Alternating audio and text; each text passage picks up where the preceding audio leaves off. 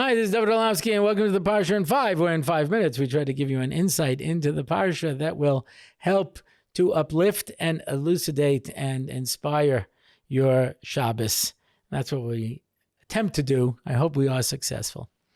And we are at the end of Bereshis, Vayechi, and since we're at the end of Bereshis, I guess it's important to give the principle that the Ramban says is the guiding principle in Bereshis, and that is Ma'aseh Avos Simul Banim. Or as I heard Ari Khan say once so poignantly, Jewish history is Jewish destiny. And you look in Bereshis and you can find everything that's there. And so Avraham going down to Mitzrayim is the precursor of Galus Mitzrayim. And Yitzchak going to Avimelech is the precursor for Galus Bavel, etc., and so forth. Yeah? And so everything that takes place is an allusion to what's going to happen in the future. And so the Ramban asks, where's Mashiach? It's the end of time. Mashiach is going to come. Where does that happen? And he says it's in Vayechi at the end of the parasha. But you have to know how to find it. Because Yakov goes down to Mitzrayim and he dies in Galus. And Yosef has to pull out all of his chits and all of his favors to be able to be allowed to bury Yakov in Eretz Yisrael and Mos Machpelah. The people did not want to let him go. It was really tough. He knew this was going to be tough. And that's why, for example, he embalmed his father, Ki'ilu.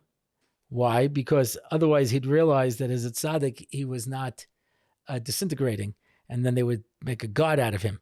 So he rubbed him with oil and spices and stuff and made it look like he mummified him so that they wouldn't be surprised that he was not decaying.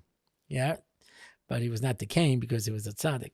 Anyway, he managed to get him to be buried in Eretz Yisrael, and so this tremendous procession of Paro, and then the kings of Canaan come and put their 36 crowns on his kever, and they bury him. We have the final confrontation with Esav, yeah, and where he has an argument, and Chushan ben Dan knocks his head off, which almost always ends an argument.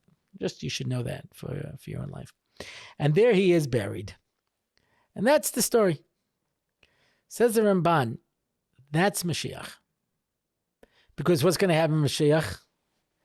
It's Kabashov Gadol. Yeah. Ubahu ha'oivdim me'eretz ha'ashor v'hanidachim me'eretz Mitzrayim. Then all the Jewish people will gather back to Eretz Yisrael, and that will be Mashiach. That is the day of the great shofar blowing, when Mashiach will come and we'll all return. And he says the Ma'aseh Avos Simul Banim for that is Yakov.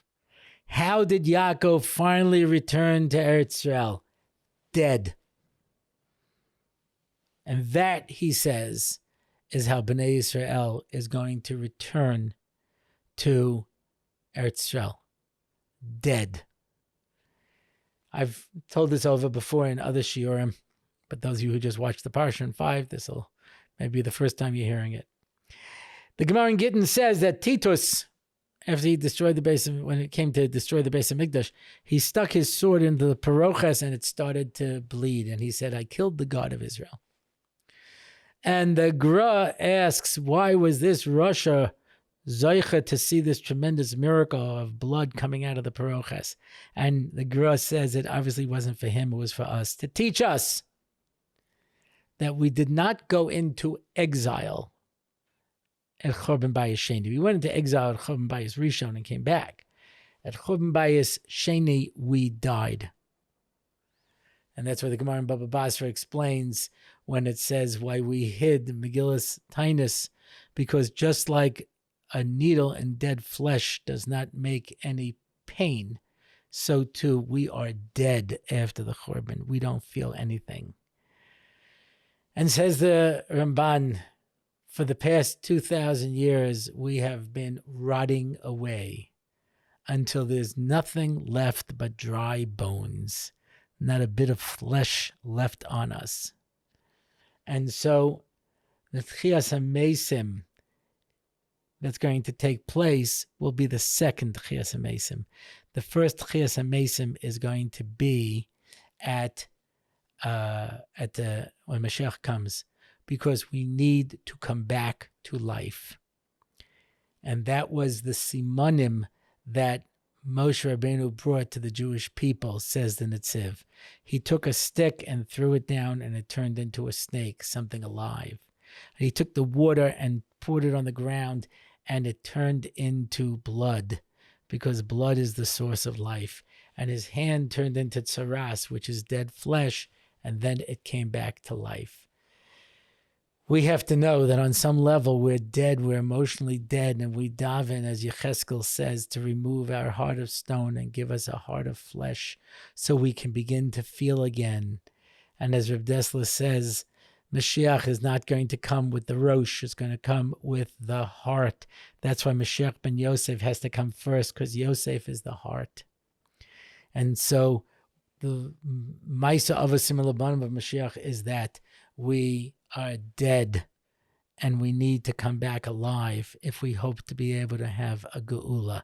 We need to feel again. And Me'etz Hashem will be zoicha to an emesa geula, as we say, as we finish this parsha, chazak, chazak, v'niz chazek. We will be strong and be strengthened. Good Shabbos.